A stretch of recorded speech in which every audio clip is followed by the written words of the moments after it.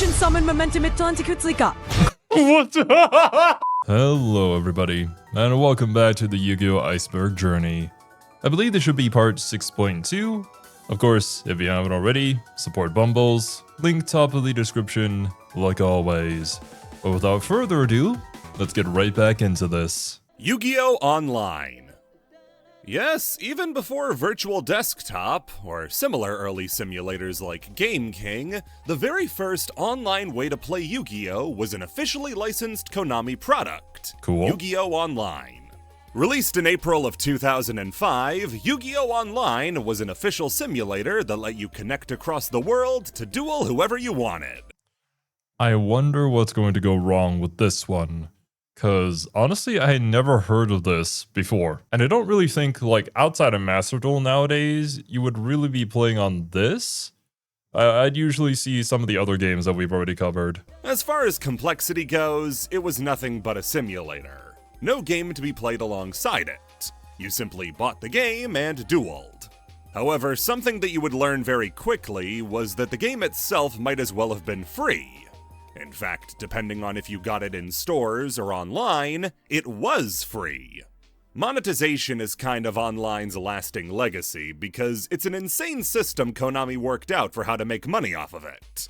Instead of a subscription service like the previous year's World of Warcraft or a flat purchase, Konami instead decided to lock out the game's only feature behind consistent, unique purchases. What? The currency of Yu-Gi-Oh! Online was duel points, with you needing to spend a duel point every time you wanted to play a game. Already this is kinda nuts, because it wouldn't be until the rise of mobile gaming in the late 2000s and early 2010s that we would get systems like this. Yeah, I was gonna say, this sounds very much like a stamina gauging system. And you can play more if you pay us money. It locked out your ability to play without a purchase. Duel Links has a system like this now, but that's alongside the fact that it's on a cooldown timer and only applies to PvE duels. PvP duels can be played as much as you want. Online won't let you do anything besides look at the cards without a purchase. But yeah, that's kind of a really big issue. You don't want to lock your players out of a game. You're not allowed to play anymore. Go away. I think, unfortunately, due to the nature of gacha games and how addicting they can be, that sort of system ends up working out for them. Plus, I suppose just the gaming behaviors of mobile gamers. Like, they're kind of okay with it. You open it up, do a couple dailies, and then you're done. But I think anybody who's, like, really serious about wanting to play Yu-Gi-Oh! Or really any game, just, like, sit there and play during the dedicated hours that you maybe have found throughout your entire work week. Now you just want to sit down and play it. Now you can't do that because you're limited by a stamina or these duel points. Yeah, no, that's gonna suck. That's gonna be a horrible experience for people like that. I suppose at the very least, nowadays we have stuff like Master Duel. But yeah, back then, I must have been suffering. Although, I suppose with Konami doing it like this, it sort of ended up creating all the other Yu-Gi-Oh! Simulators out there because they were probably not happy with the way that Konami was managing this one. So I guess something good did come out of it. System would only ever be as acceptable as the duel passes were affordable. If they were cheap, it would be unacceptable. If they were expensive, somebody was going to die. Duel passes came in a few different forms, firstly being the duel pass cards. These came in foiling like a regular pack of trading cards and would get you about 3 duel passes equaling 30 duel points. Oh, goodness. I don't know what they expected from people, but $3 for, let's say, a week worth of games doesn't sound evil. Don't get it wrong, this is inherently evil, but it doesn't sound as bad as it could have been. The next tier above that was the Dual USB. This was a USB drive that you could buy for $10 that would get you 90 duel pass points as well as a few free cards. And after that, you threw it in the trash because it wasn't big enough to hold anything more than the information it came with. Bruh. Put a JPEG on it, it'll explode. A step below that were the SMS duel passes that you could buy for £1, since it was an EU exclusive feature, which would net you 15 duel pass points. Ever since, well, I say ever since, This is actually the first time I've ever heard a game being sold quite like this, or like a quote-unquote subscription service being sold like this. And I'm really glad that this didn't catch on, that this didn't end up becoming the standard. Now, just to make it clear, I'm not against video games making money. I understand live service games, there are costs to running it. You have to have something there. But monetizing it like this, I don't think is the way. And I don't think that's a hot take. The final tier, though, was Dual Pass 150. It does what it says and provides you with 150 Dual Pass points, which, if 90 of them were valued at $10, I guess this would put it around $15. Actually, this is the thing you're most likely to know about if you know anything about Yu-Gi-Oh! Online, since the wiki says that Dual Pass 150 was temporarily banned in America due to fraud. What? The 5 cards gained from this type of Dual Pass are chosen randomly from a set. At one point, sale of the Dual Pass 150 was suspended due to fraud, but since the release of Dual Evolution, the Dual Pass 150 is available in the US again. I wonder how exactly they had considered this one fraud. Maybe I'm just missing the point here? And it wouldn't return until years down the line. I hate to ask, but where exactly does this information come from? I can find it only on one other place on the internet, and it's from a 2007 article on a Yu-Gi-Oh! Online website that doesn't cite a source either. What would have been the fraud in this case? Yeah, the amount right? of Dual Pass points? The cards gotten from the purchase? A funny story, but I just don't think it exactly means anything. The original game would eventually be taken down in 2007 and replaced with Yu-Gi-Oh! Online Dual Evolution, a new version of the simulator that included avatar customization and NPCs to duel in case you didn't want to go online. It's also around here the economy for Yu-Gi-Oh! Online was established. See, you could always trade with other players for better cards, but it was hard for people to settle on a definitive standard for what was a good or bad trade. The 2008 Shonen Jump prize card, Doom Caliber Knight, though, was the solution. Doom Caliber Knight was both good and common enough to act as a gold standard for what cards were worth trading. If a card was good, like Test Tiger, you'd price it around 3 Doom Caliber Knights. So your trade partner would have to find something that was as good as 3 Doom Calibers.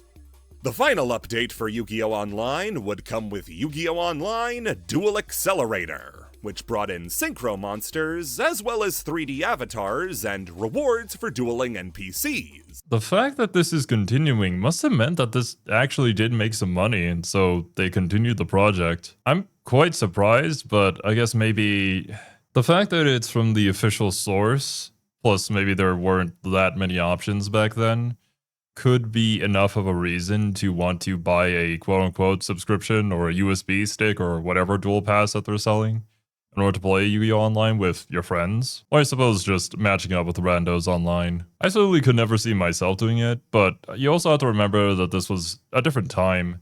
And at least for me, I wasn't really into this stuff back then. I was mostly just playing sports and whatnot. So I don't even know what sort of mindset you'd be in to be thinking like during this era of what is acceptable, what isn't, and just like what you have available to you at the time. The game would only last a few more years after that, with end of service beginning in 2010.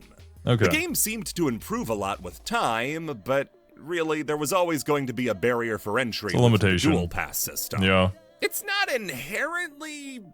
Never mind, it actually is inherently terrible, and the single purchase style makes it a lot less appealing than a set it and forget it subscription service. Even the cooldown and pay to speed up system like from Duel Links would have been much more preferable to spending money every time you wanted duel points. Yeah. I also can't help but wonder just how much these unofficial simulators cut into online's player base and influenced the decision to shut it down. Maybe the picture copyright for Dueling Book in 2015 was some delayed retribution. Delayed retribution, I see. Well, that's what I was thinking, right? With this being the way that it is, and maybe people were not happy with it, so they went on to make their own. So people saw that those were probably a better experience. Then why would you play this, right? I'm assuming it's really only until Master Duel where you have like an online official simulator for the game that kind of just blows away everything else and becomes like the official way to play Yu-Gi-Oh! Online. Or definitive way, I should say. Monster Capsule Breed and Battle. the very first Yu-Gi-Oh! Video game ever made. Breed and Battle is such an old game that it predates the card game we're all familiar with. This game has no cards in it to speak of, and is instead entirely based on the monster chess game from chapter 34 of the manga in the Death Tea arc. The game aired alongside the Season 0 anime by Toei, and as a result includes the anime's cast for the vocals in the game. The meat of the game, instead of cards, is a chess-style strategy game, with you taking a team of 6 monsters onto a board against the opponents in order to destroy their gold capsule and win the game. I actually quite like this style of game, and the art style for it as well, the graphics too.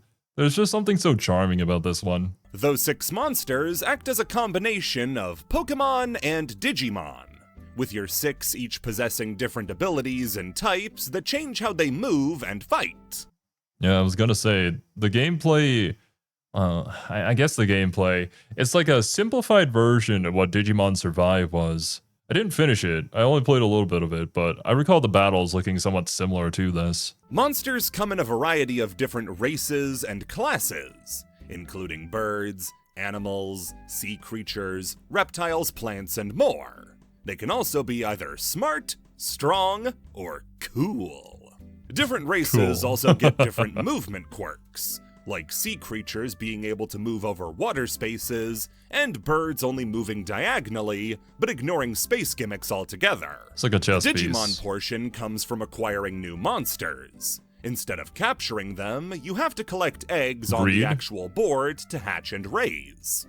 These eggs always hatch into one of the 6 starting monsters, but depending on what buttons you press as the egg hatches, and what you do with the monster once it hatches, it can evolve into loads of different forms.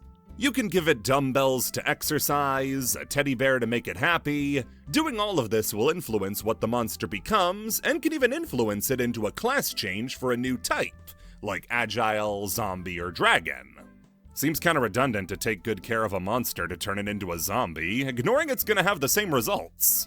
The monster pool is incredibly deep as well, with your choices extending to over 100 monsters, including familiar ones like Mystic Elf and Blue Eyes. Getting into the game itself, and various stronger monsters also come packing special abilities, like Blue Eyes getting to attack all monsters directly in front of it no matter the distance, or zombie types getting to resurrect fallen monsters. While the game does have a solo arcade mode with a boss fight against Yami Yugi at the end, the real appeal is the 2-player mode. By loading in 2 different memory cards, you can play against a friend and their team of monsters they've raised all on their own. The game is visually pretty, has a fun progression system, is fun to play. It's a shame the whole thing is in Japanese and therefore a lot harder to get through without a guide. For sure. I am just so surprised. You can do so much worse with the very first game of your IP. This one just has so much charm to it, and the fact that it came out way back when, and it still looks pretty darn good. And it has some interesting mechanics to it as well. Honestly, I think I would enjoy playing this game if, I could actually get my hands on it and play it on a modern hardware. A shame that it's stuck in Japanese, and I would assume the only way to really play this would be to emulate it. But yeah, honestly, I'd love an idea like this for the modern Yu-Gi-Oh cards. Only thing harder is actually figuring out how to get each monster. If you thought Runerigus was unintuitive and have to keep checking guides to get Gundramon, then forget monster capsules, because there is no guide on how to get what you want. You simply have to hope some of the time and follow the bare-bones guides that exist on Japanese websites. This very much sounds like the old days of gaming. Comparing this to like the old days of fighting games, right?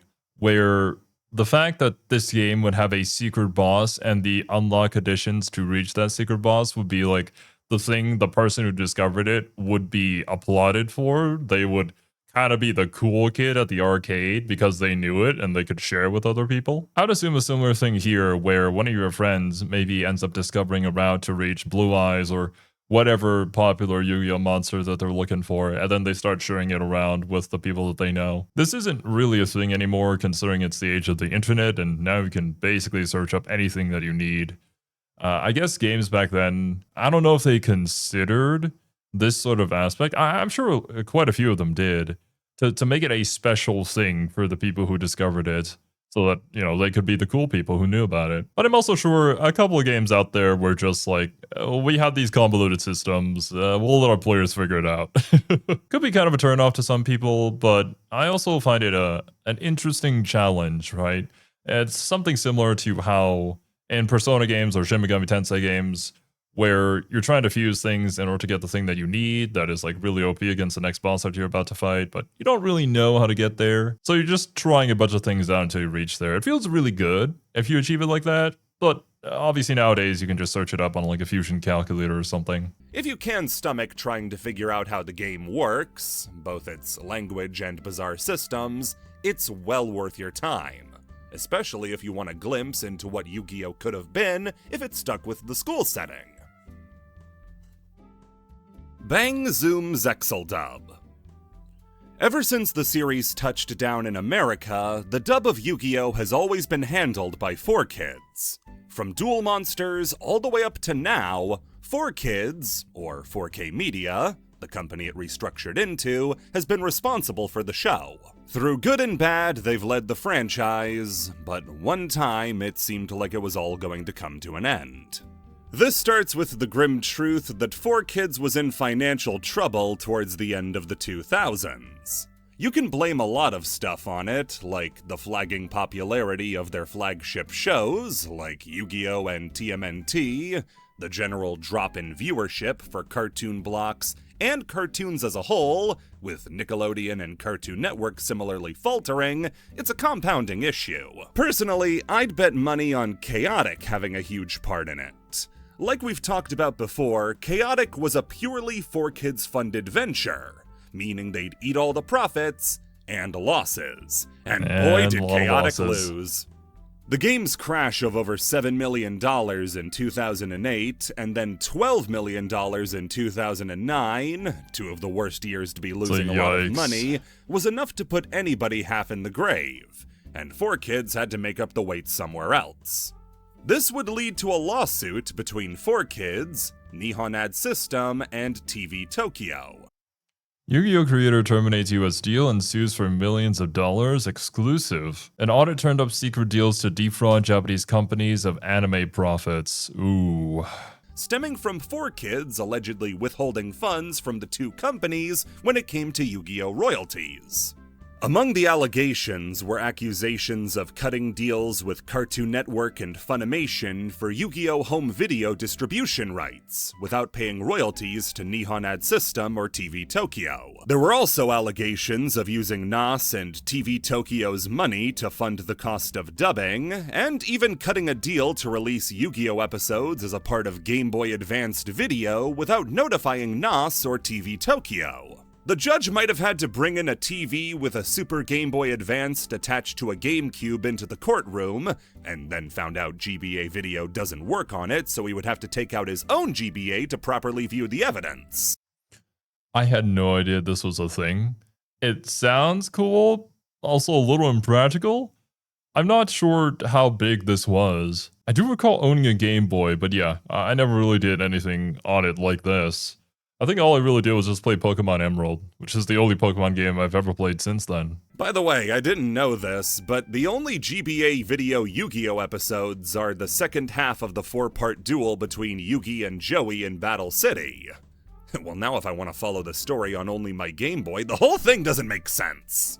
The lawsuit was devastating for 4Kids and was ultimately the reason the company had to file for bankruptcy in March of 2011. With the newest season, I've never seen Veronica Taylor before. Well, there you go. You know, seeing Veronica Taylor, voice of Ash from Pokemon, just made me think, oh, that's Manuela from Three Houses. And just the juxtaposition between Manuela versus Ash is just insane to me that it kind of sticks in my memory that they're the same VA. Yu-Gi-Oh! Zexal still in need of an English dub though, NAS and TV Tokyo would shop around to various dubbing companies to find one that would be willing to produce the show, eventually finding its company in Bang Zoom. Bang Zoom would produce 26 episodes of Zexal dubbed in-house with a completely different voice cast, as well as score, sound effect, even brand new animation, since, as a show of faith, NOS and TV Tokyo gave Bang Zoom access to the animation files themselves in order to make their job as easy as possible. Is this going to be a good idea? I guess it kind of makes sense though in a way, since there's probably going to change a few things in order to like insert text into the show. And just having the files would be a lot easier than trying to just cover it all up and then rewrite over it. This proves that 4Kids has been working with a handicap the entire time. The cast of the new dub included English voice acting icon Johnny Young Bosch of Trigun and Bleach fame, Vic Mignogna from Full Metal Alchemist and Dragon Ball, Richard Cancino, Liam O'Brien, even Sam Riegel returning after voicing Rex Raptor and Arcana in the original dub of Yu-Gi-Oh! Some pretty big names. However, the dub would end up never releasing because the court case between 4Kids, NOS, and TV Tokyo had a massive turnabout. Not only did NOS and TV Tokyo withdraw a lot of their claims of unreported income, including the highest value ones like the Funimation deal, making this agreement with Bang Zoom was found to be a breach of a court order saying that 4Kids still retained the rights as the trial was ongoing. Oh, the shit. termination of their working agreement with 4Kids was found to be improperly handled by NOS and TV Tokyo, meaning that the termination was withdrawn and 4Kids retained exclusive rights to dubbing Yu-Gi-Oh! In America. So then they can't release this dub that they just made. Well, shit. But yeah, it just really sucks when the whole business side of things gets in the way of people's fun. I'm sure you guys probably have like a TV show, a movie, or a game, whatever sort of piece of media that you're looking forward to that didn't get released due to some corporate bullshit like this. It's kind of a shame, though, that they'd have to scrap that. I wonder if... No, it's probably not available anywhere, because they just legally can't release it, right? Damn, that's really a shame, considering the cast that they had on it, too. So by shopping around to Bang Zoom, NOS and TV Tokyo were actually breaking the law. By March of 2012, the lawsuit had actually ended in 4Kids' favor to the tune of $8 million. After this, both to keep their connections and maybe keep a closer eye on the company, 4Kids was bought by Konami and turned into 4K Media, the company who handles Yu-Gi-Oh! Dubs to this day. That meant the 26 episodes produced by the Bang Zoom team are never to be released, having been made under dubious legal circumstances. Here's the actual court records detailing the ending of the trial. I haven't changed a single word in this entire thing.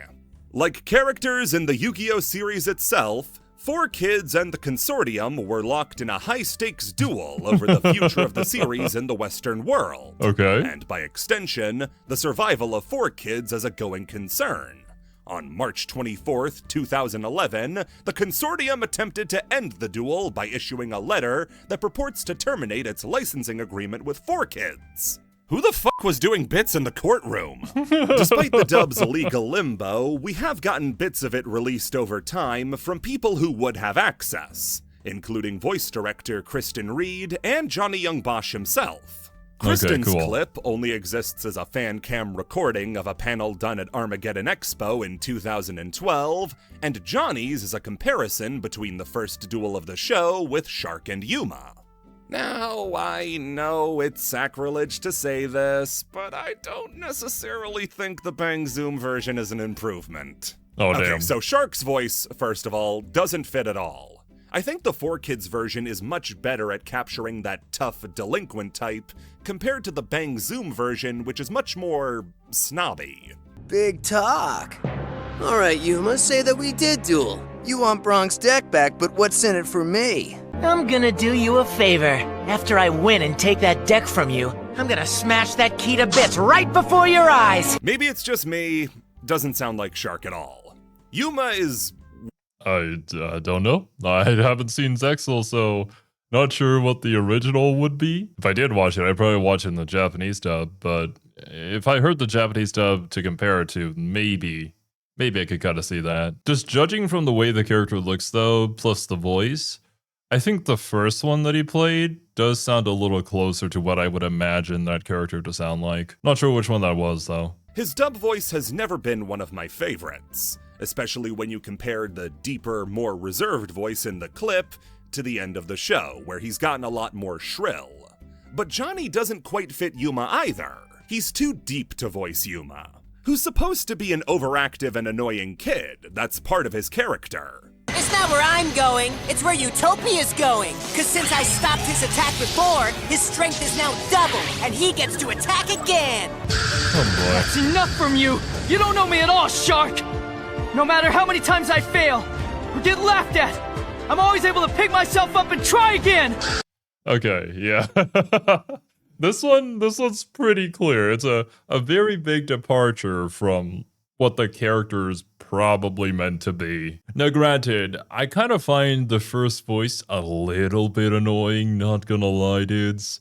I dislike that kind of voice, but you know, if it fits the character and it's part of the story and his whole character arc, then yeah, it's fine. It makes sense. I get it. I feel like Johnny Young Bosch, though, is much better voicing main characters who are a little more serious, a little more grown up. I think he voiced, was it him voicing a Danganronpa? Was it Danganronpa 2 that he was voicing the main character? I forget what else he was in. Was he also a main character as well as Adachi in Persona 4?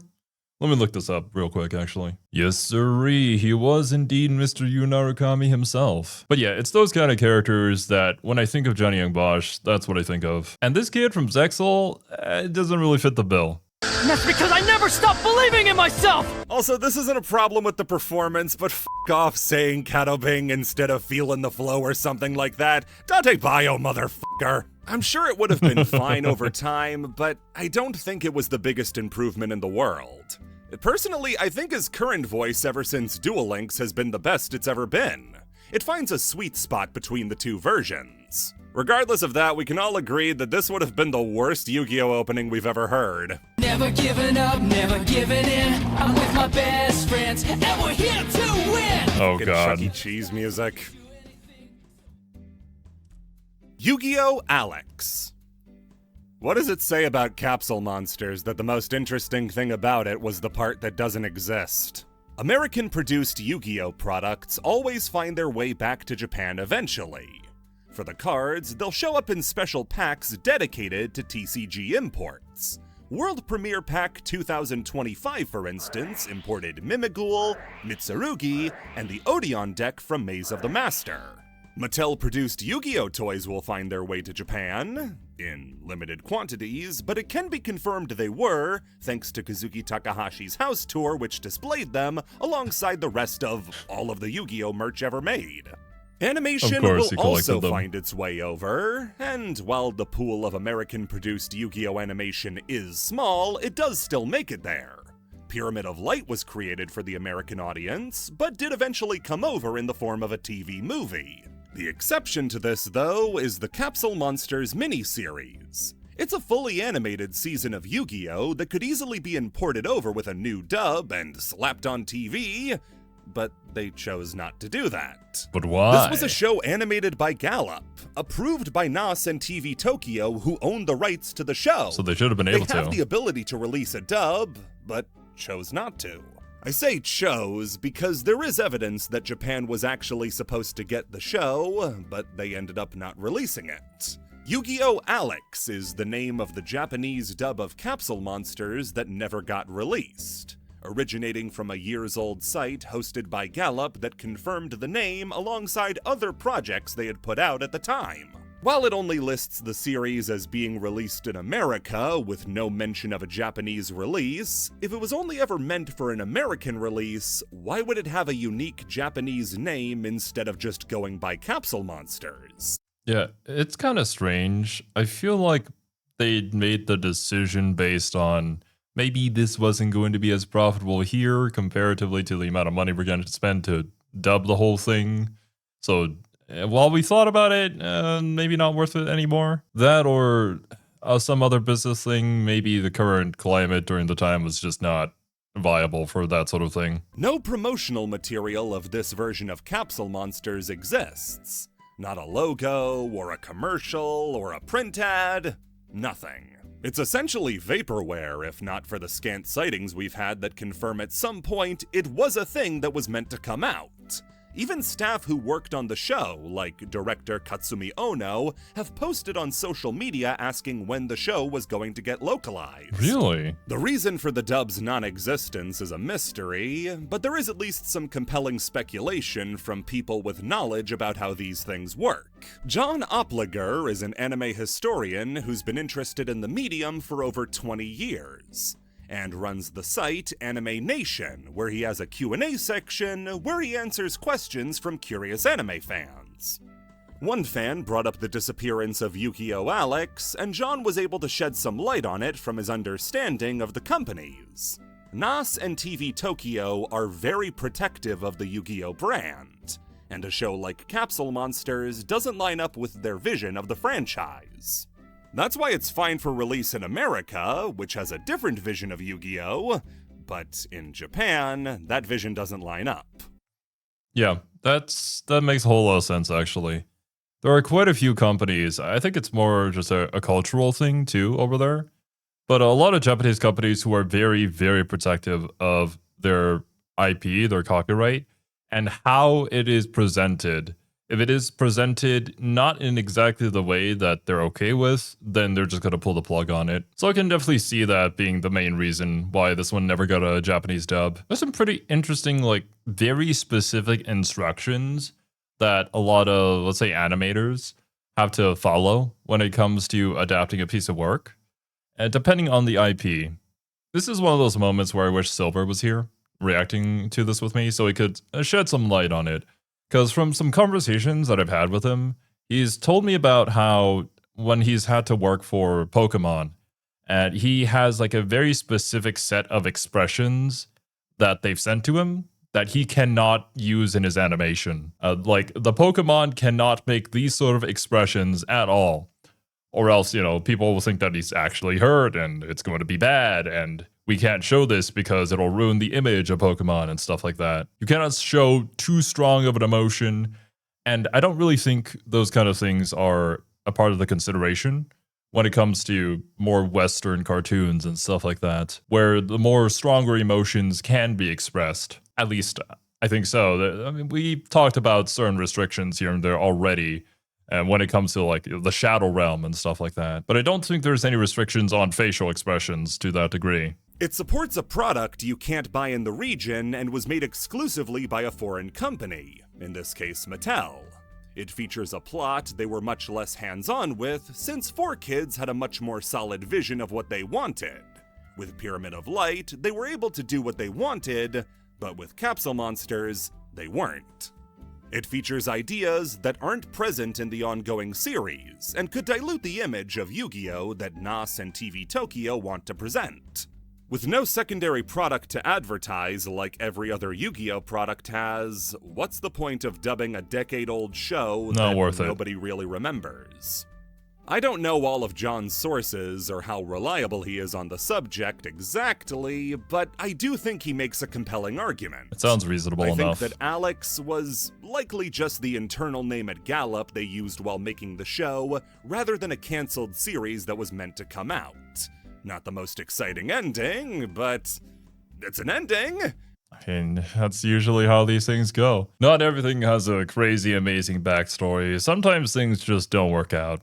It is what it is. Not everybody gets those. Expensive Exodia Tazo. Hey, who's excited to hear me get something wrong because 100% of the information I had to look up for this section was in Spanish and I can't read Spanish? Mexico, you had it too good for too long.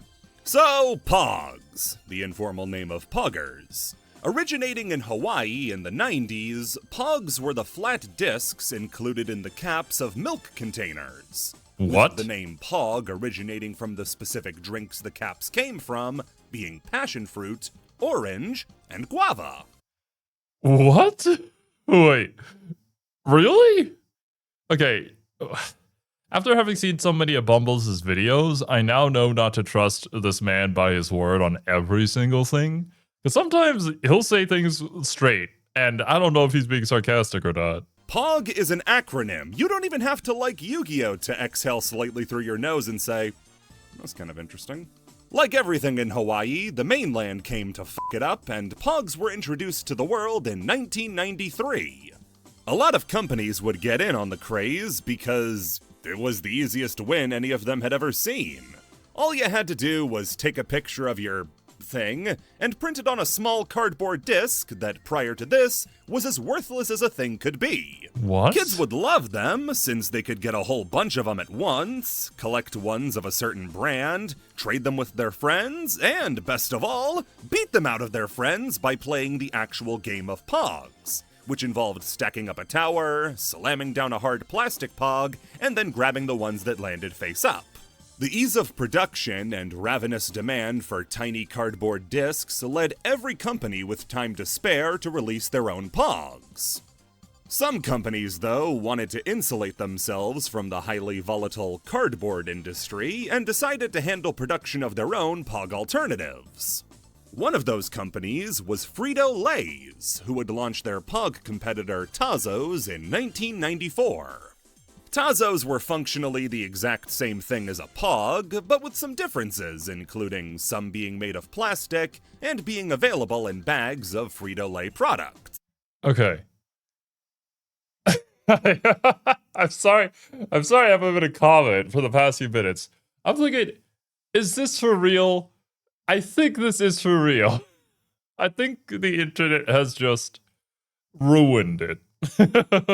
I think it's ruined it for me, and now I can't tell apart fiction from reality anymore.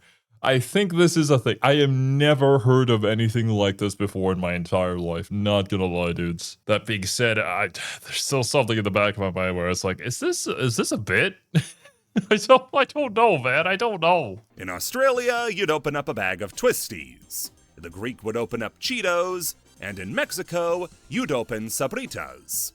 Just like with Pogs, various brands would team up with Frito-Lay's to release themed Tazos around new cartoons and sporting events, with anime making up a huge part of the lineup. Dragon Ball, Sailor Moon, Naruto. Back when being an anime fan was a point of shame, you might accidentally get outed by your bag of chips. Naturally, Yu-Gi-Oh! Would be a part of the Tazo line, and with it came a peculiar scarcity problem that rocks the collecting world even to this day. The Mexican Tazos for Yu-Gi-Oh! Had a rarity system to them. Okay. With a few different Tazos like Harpy Lady Sisters, Vorse Raider, and Rocket Warrior being holographic. You were encouraged to collect them all, but there was one Tazo printed in such small numbers that finishing a collection was impossible. That was the final Exodia Tazo. Part of a line of special Tazos that it either occupies alone, or are so rare that the Exodias we have are the only example of the line. What makes them even more valuable is that they're made of an aluminum body, which means that they're much harder to keep in good condition. Not just cardboard. Causing mint Exodia Tazos to become the rarest Tazos in the line and one of the most expensive Pog-like objects of all time. How expensive? How about $4,000? Holy shit! For something that you basically got was buying a snack? That's kind of insane, man. Important to note that not all Exodia Tazos are this Exodia Tazo. This here is an Exodia Tazo, but it doesn't have the Sabrita smiley face. This is an Australian Tazo, not fit to wipe your ass with. This is a Sabrita Exodia Tazo, but it's not this Sabrita Exodia Tazo. Only this Exodia, in this pose, made of metal, is the valuable one. And this version of this Exodia Tazo isn't even the most expensive version of this Exodia Tazo. The Yu-Gi-Oh! Promotion had been such a big success in Mexico that Frito-Lay's actually sent factory workers Exodia Tazos sealed with a Sabrita logo on the front, along with a collection of other rare Tazos, like the Mr. Burns Tazo from the Simpsons line. Nobody has ever been able to get more than a few pictures of this Exodia Tazo, and the ones that have taken pictures seem to take pictures of ransacked ones, as they're missing loads of the Tazos they came with. Even just the loose Exodia Tazo runs up against the most expensive Yu-Gi-Oh! Cards ever sold, which means this even rarer variant could probably fetch close to Mattel Cyber Dragon numbers. If anybody finds one, just make sure to send it to me for inspection first. I gotta make sure now, cause for some reason I'm an expert on Mexican chip bag toys. Apparently, okay. Not a bit. This was actually a thing. That was crazy. That was such a crazy roller coaster for something that probably wasn't really meant to be. But yeah, was gonna say, it reminded me of the whole Cyber Dragon thing and the craziness of collections and rarities and stuff like that. I don't know if I'd ever have enough of a desire to go seeking these kind of things, but it's pretty cool to learn about regardless. Imagine being one of those people though, just having that, never knowing like how much it would actually grow to cost in the future. I'm sure when they produced it in the first place, they didn't think about it in that sort of way, but Yu-Gi-Oh! Is a big IP. Duelo de Huevos. Parodies are a topic we covered almost a year ago at this point. And it doesn't seem like there's very much left to say. Sure, there were some examples I didn't cover, but where's the harm in leaving some investigating for you guys to do? Well, there is one very big example from Mexico that I missed in the form of eggs. Okay, hold on, this is gonna take a minute. Huevo Cartoons is a Mexican cartoon studio established back in 2001 that specialized in internet animation. Before releasing any TV shows or movies, it was a site you could go to watch cartoons of eggs being a little naughty. One of the creators of the studio, Gabriel Riva Palicio Alatrista, even said it was Mexico's answer to South Park. No more evident than with the character Osama bin Egg. You know Osama bin Laden? No, the other one. While the company would certainly keep up its adult animation going forward, the Huevo Cartoons team would also start appealing to kids with things like Huevos Kids, Fabrica de Huevos, and the Huevos film series, starting with Una Película de Huevos in 2006.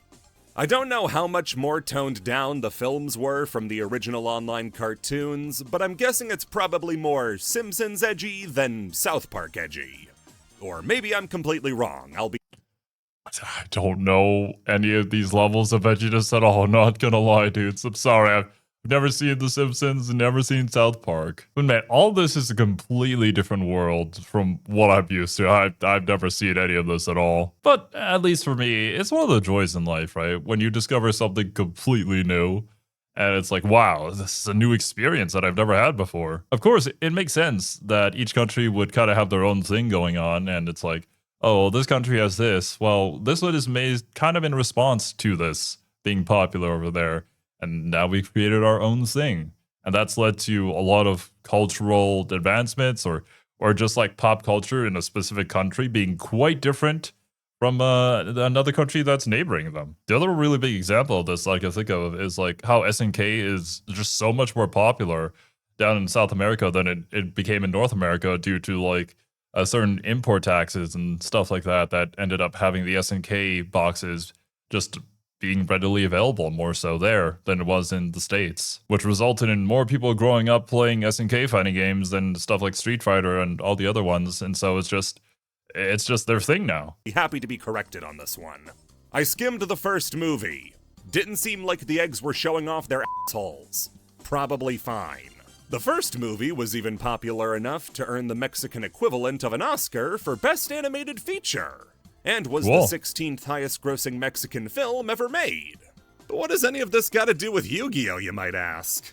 Well, just like with everywhere else in the world, Yu-Gi-Oh had a lot of popularity in Mexico, and being such a fixture of pop culture at the time drew the attention of Huevo Cartoons, and led to them releasing a series of collectible cards and stickers in the style of Yu-Gi-Oh cards. These were simple parodies in the style of most of their other products, including characters Johnny like Huevo Huevo. Esponje, Huevo Neutron, Huevo Ball Z. These aren't even jokes, they just put the word egg in the title. Where the hell was Egg, and Eggy? Do we even care? Anyway, the team at Huevo Cartoons saw more potential in the concept than as a mere sticker line, and contracted game designer Antonio Ula Fereza to turn the sticker line into Duelo de Huevos. Duelo de Huevos was an original card game in the way I'm a bike. It isn't. The rules of the game are almost an exact mirror of Yu-Gi-Oh's rules, with life points, different monster levels, attack and defense, effects, but did have a few interesting mechanical changes. 6 monster zones predates the extra monster zone by a decade. 3 zones for spells and 3 zones for traps is an odd change. Interesting. And the enchantment zones took a new spin on field spells, by having a zone for enchantments that worked on both fields, and one for enchantments that only affected you. Even if it was a simple knockoff in terms of rules, they clearly tried to make the cops look twice when they would get pulled over. I mean, it's pretty Copying cool. Yu-Gi-Oh! Though did also mean they adopted some of Yu-Gi-Oh's most confusing features, like chains and the entire battle phase. Oh god. The cards started out with a lot of the characters from the Huevos Blade? cartoon catalog, including Eggsama Bin Laden, but as the line continued, it would lean more into original characters, or at least less celebrity with egg in their name puns. The line would last for 5 expansions up to Duelo de Huevos Crystal, when the game got cancelled due to excessive piracy, which made it impossible for the company to turn a profit. If they That's had just unfortunate. held on for a few more years, we could have gotten Egg Z's monsters. Well, regardless, that sounds like a fun idea, and it's cool that it existed at some point. I don't really think this is ever really going to work out, and I'm sure they knew it. But yeah, it's just a shame that piracy ended up turning them, not turning them a profit because of that. Awkward Latin American GX dub. All the cooler parodies out there. I didn't mean for 3 Spanish ones back to back. I feel like I haven't given the proper dues to the foreign language dubs of Yu-Gi-Oh! Funny, considering the one I know is technically a foreign language dub. The voices that are iconic to me and so many other dub watchers sound totally different depending on the various regions they're dubbed into. From the Iberian dub, the German dub, the French dub, the Arabic dub. This actually makes me curious of what like the Thai dub would sound like. I don't know if it would sound good or not. Plus, I never really grew up watching cartoons like that, and well, really either dub, English or Thai. So I don't really have a frame of reference for what people would normally find acceptable. But I can say from like TV shows though, or movies that I've seen a little bit being dubbed in Thai, I feel like they try to go for a very, let's say, anime voice. But it's hard to describe because it feels different from like the English anime voice. It almost like goes, I'd say probably a step higher than that. To the point where I'm not really a big fan of it, but I guess that's kind of the standard here. But yeah, I could also just be completely off the mark, and maybe some of the examples that I've seen are just not the greatest examples out there. I'm definitely no expert on this. It's just my impressions of it from what I've seen. The world of Yu-Gi-Oh! And the influence it's had on so many is so much more broad than just the Japanese and English versions. This extends doubly to dubs like the French one that were able to get back their original cast to dub Dark Side of Dimensions. It was such an amazing experience for me with the English dub that I hope plenty of other regions got to enjoy the same thing.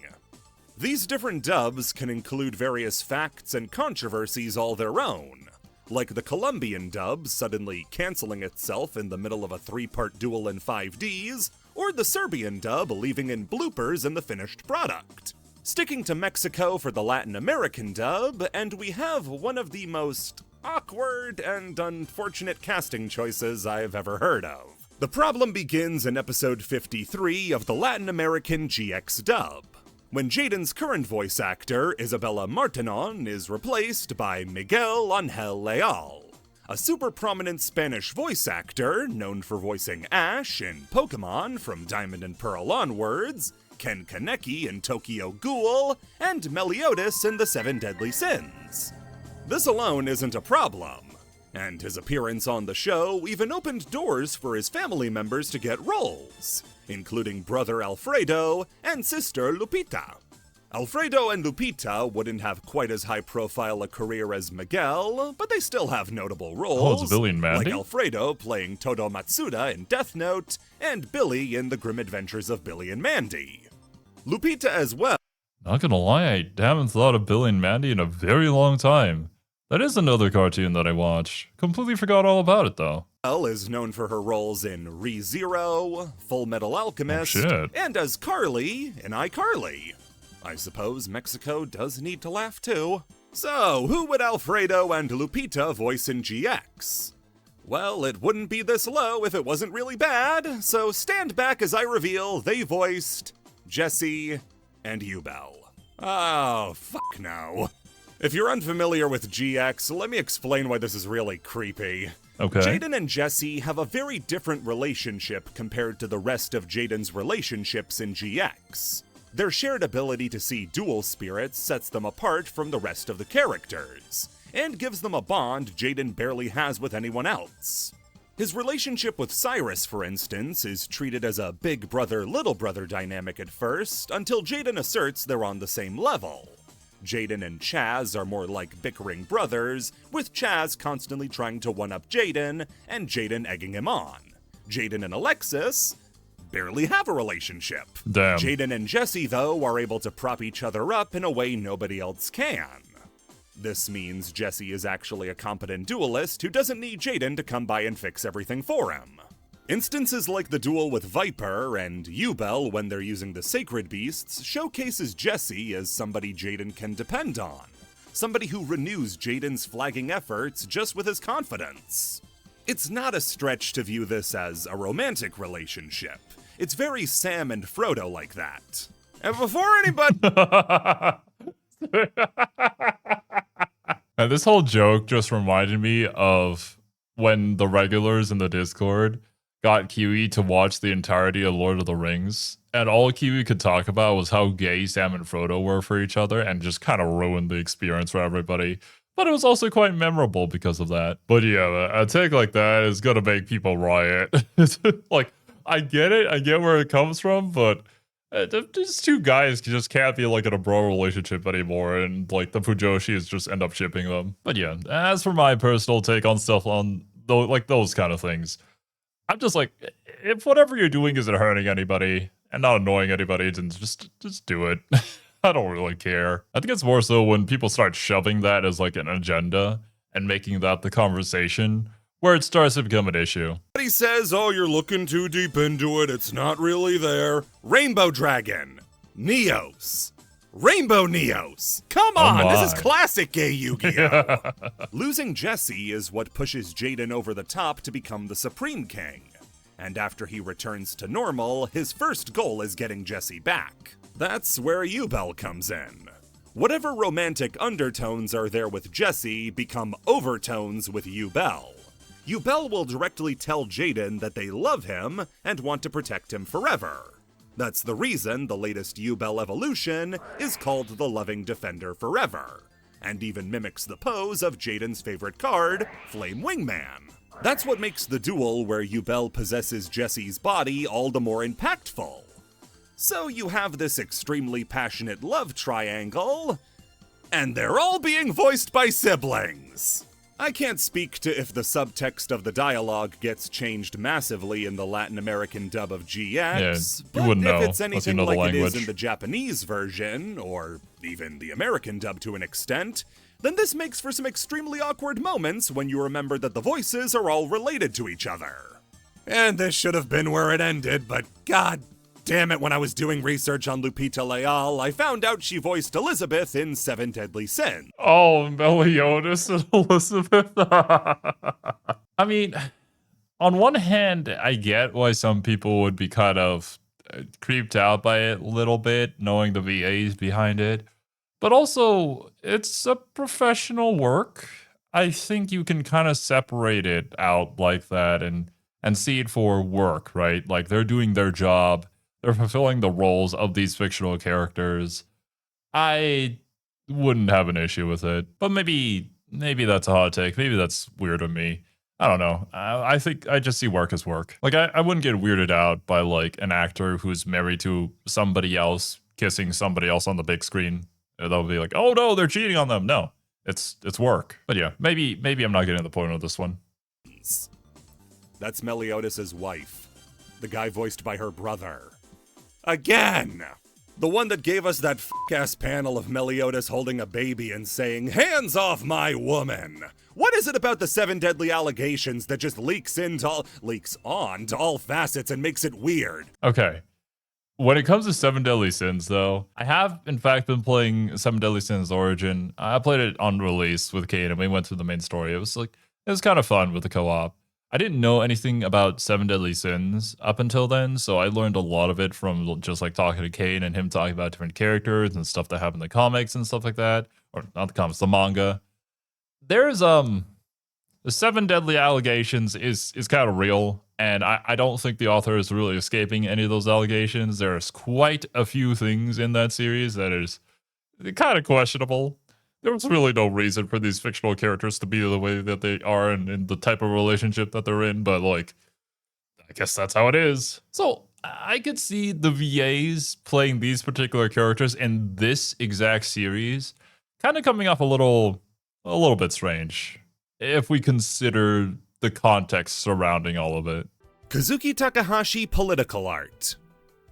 Like most every mangaka, Kazuki Takahashi's personal life was very low-key and under wraps.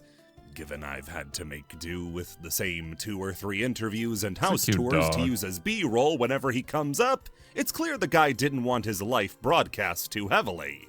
We would eventually get more of a— Well, I fully understand that. I mean, I'm a VTuber for a reason. Well, many reasons, but that is one thing to consider where you kind of maybe want to separate your private life from your work life. And especially being somebody as famous as he is, the creator of such a beloved IP that so many people grew up playing with and enjoying.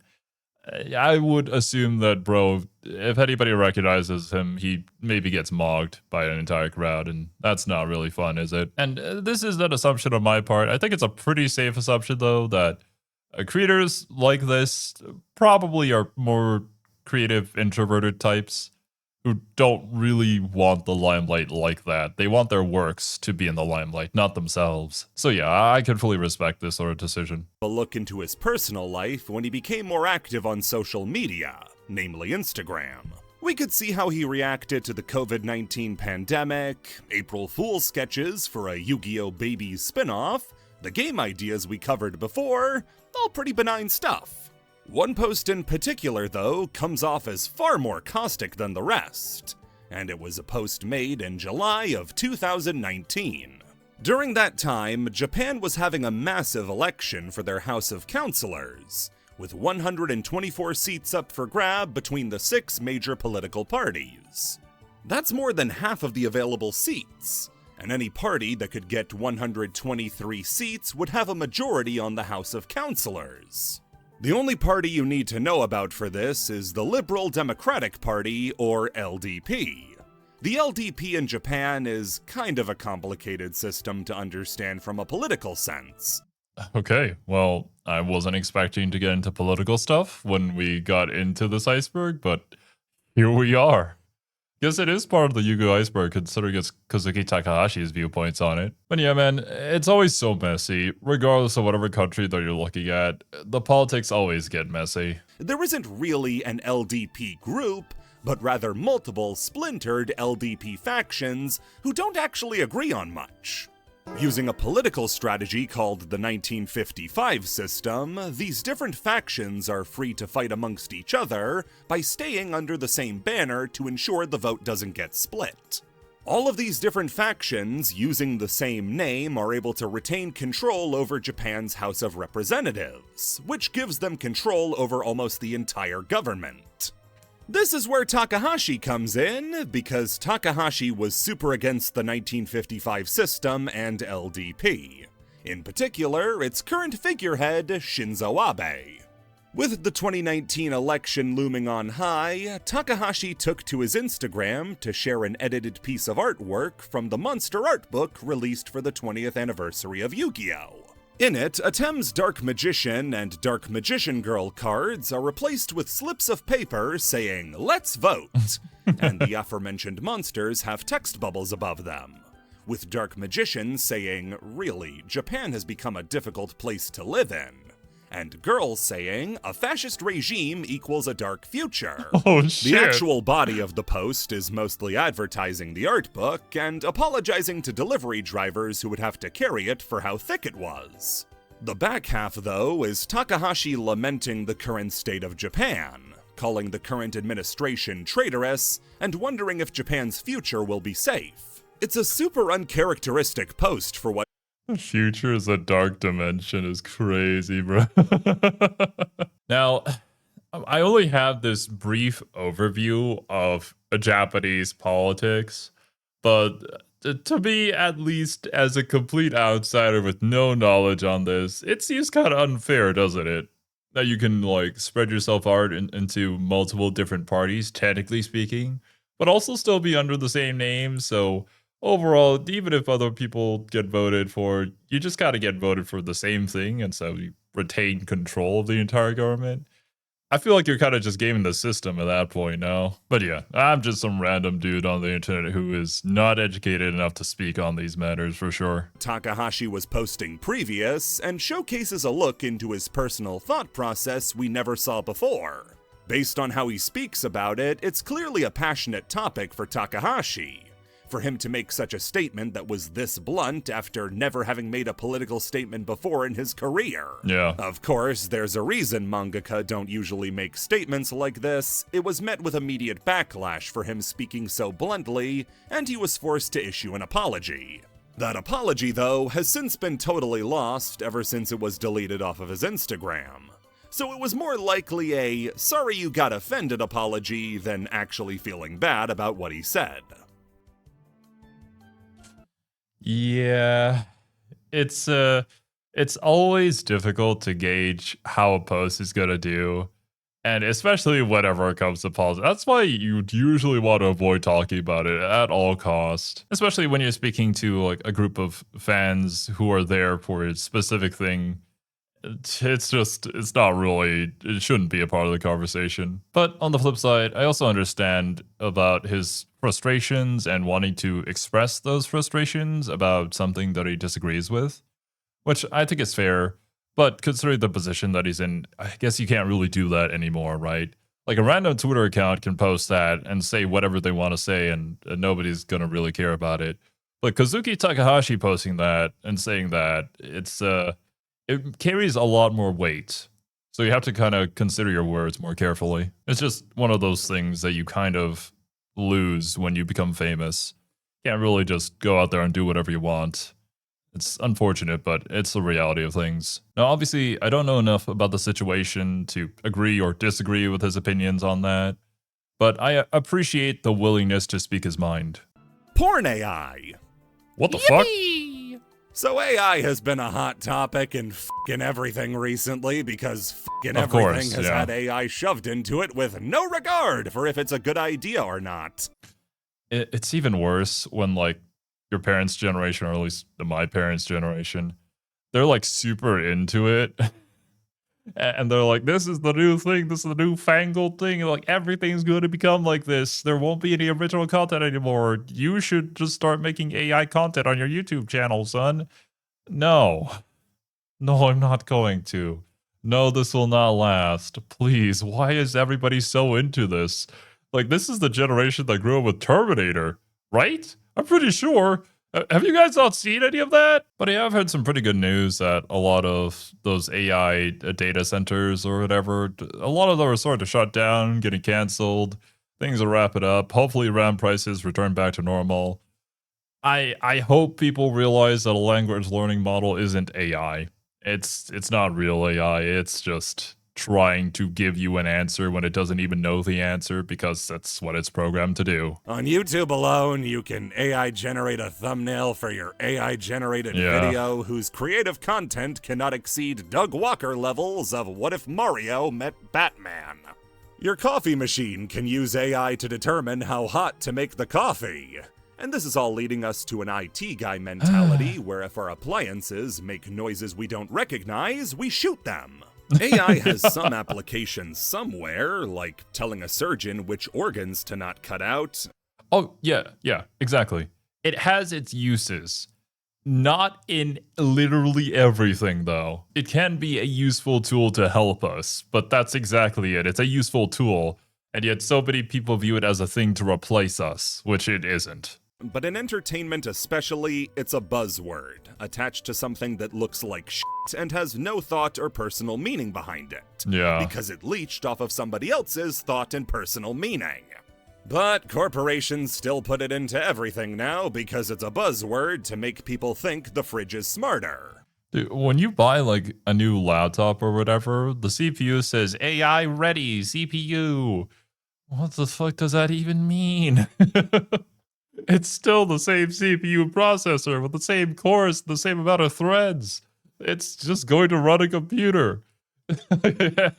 And all the AI not ready CPUs could probably just run a ChatGPT or whatever you're going to use. It's just, we attach this to the product and we raise the price and people buy it because they're happy and they're like, oh, I'm part of the future now. Man, I hope the trend dies soon, but I feel like it's starting to. You never know the future, though. What sort of bullshit will come out of it? Why does the fridge need to be smarter? Anyway, as it's a dumb company, Konami tried getting in on the AI trend. Of but course. did it so poorly, it nearly got them into legal trouble. It all started at the Yu-Gi-Oh! World Championship 2025 back in August, when Konami revealed a brand new feature coming to Master Duel. An AI announcer that would commentate over your match in languages including English and the rest. Wait a minute. They did this? An AI announcer? Is it like an AI generated voice? So we don't even hire any voice actors anymore? This is not the way to implement this. You know what they could have done, and I think would have gone over much, much better? It's like, if during the Yu-Gi-Oh! Tournaments, they had some sort of AI that recognized the card that was just played, and they like had it show an image or like a 3D model of said monster on the field, I think that would be really cool. Of course, it's probably kind of difficult to implement, plus there would be a lot of just technical stuff to it that wouldn't really work out. It'd be kind of janky, but at the very least, it would be an idea that I would be okay with. I think a lot of people would think that that would be a cool idea and potentially get improved upon in the future. Maybe make specific cards for that to be easier for that specific AI to recognize. I don't know, some sort of use like that makes sense to me. This? No. This was met with immediate love from the Yu-Gi-Oh! Community, who expressed their love through loud hatred. This was a feature nobody asked for at a time where demand for new stuff in Master Duel was at an all-time high. A second ladder for alt formats, more ways to play the game. We instead got an AI saying, "The summon of Erebus, the underworld monarch, is really going to dominate this duel." What the fuck?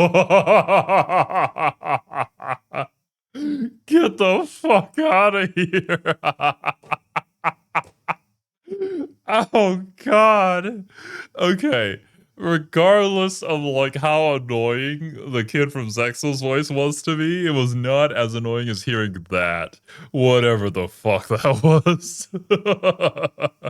I'm over here stroking my dick. I got lotion on my dick right We're now. trying to say what's more insulting is their world championship would have an AI announcer tested out at it. The Hell same no. event with their actual announcers still on the call. Yo, what the The fuck? AI is god-awful.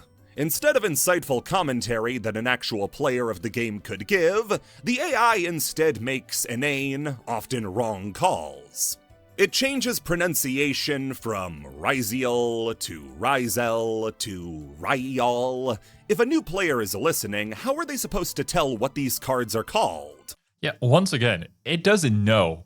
It just knows that it has to say something, so it's gotta make some shit up. That's kind of the issue with it. The player on the far side special summons Sword Ryziel. Activate effect. You can add one fire pyro-type light monster from your deck to your hand.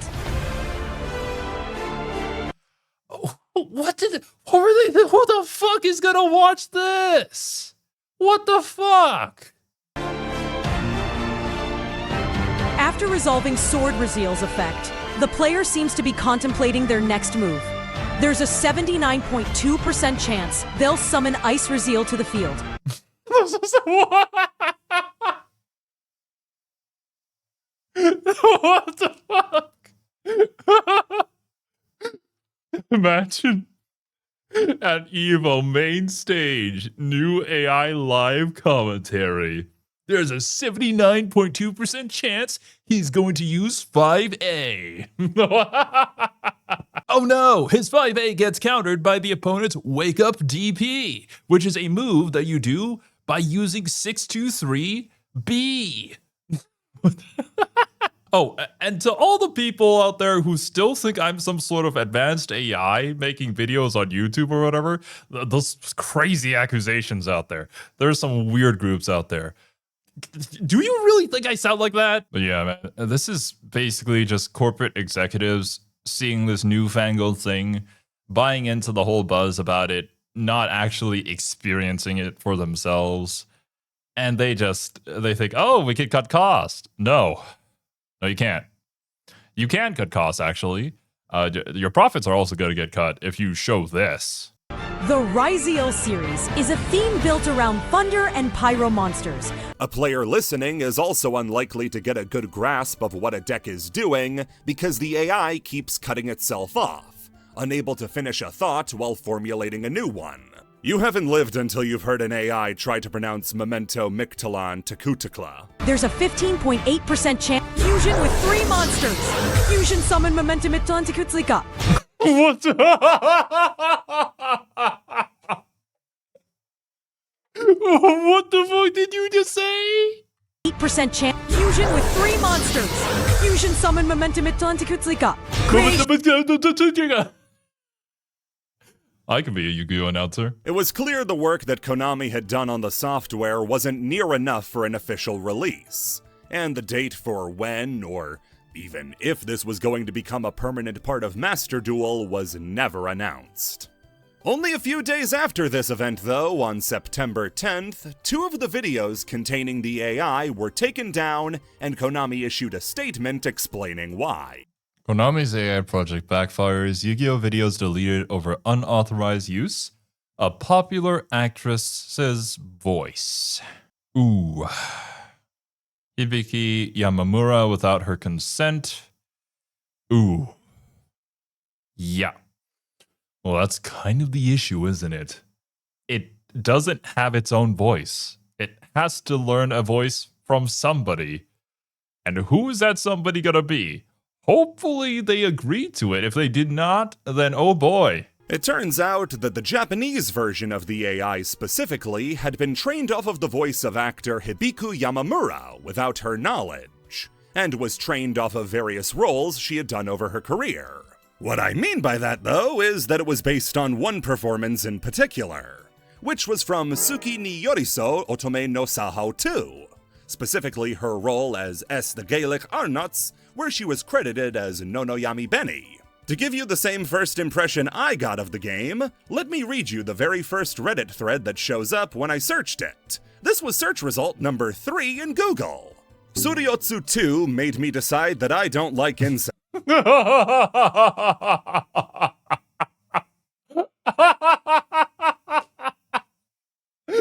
the fuck?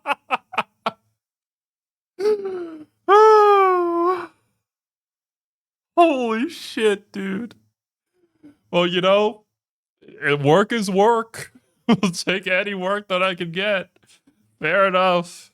Best now. I think all that matters is that he got there eventually. So, it's a porn game. The company who made the AI, not Konami.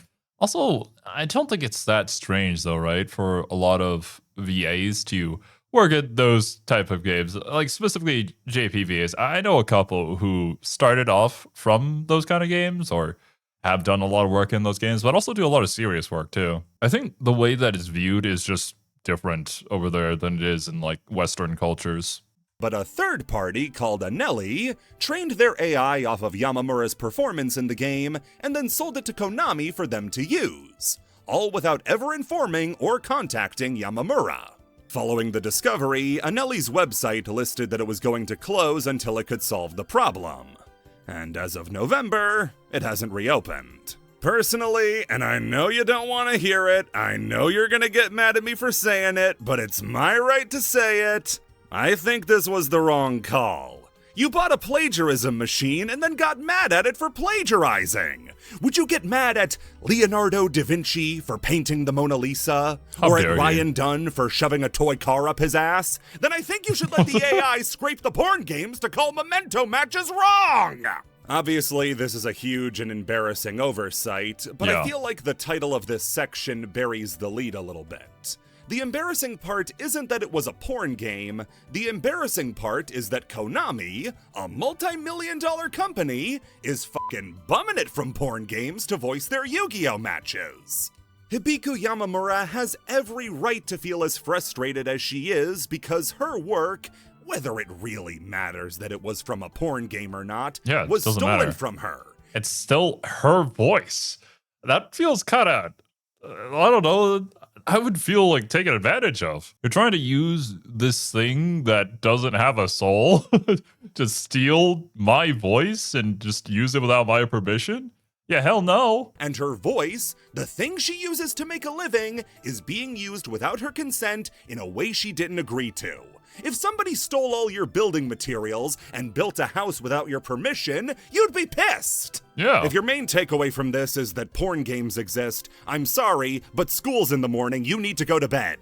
These AI voice models exist solely off the idea that they exist in a legal gray zone where they can continue to exist so long as the people they're stealing from don't kick up a fuss. When they do, like in the case with Yamamura against Konami, they really have no option but to back down, because if they don't, they risk popping the whole bubble and having serious regulations put on their theft machine.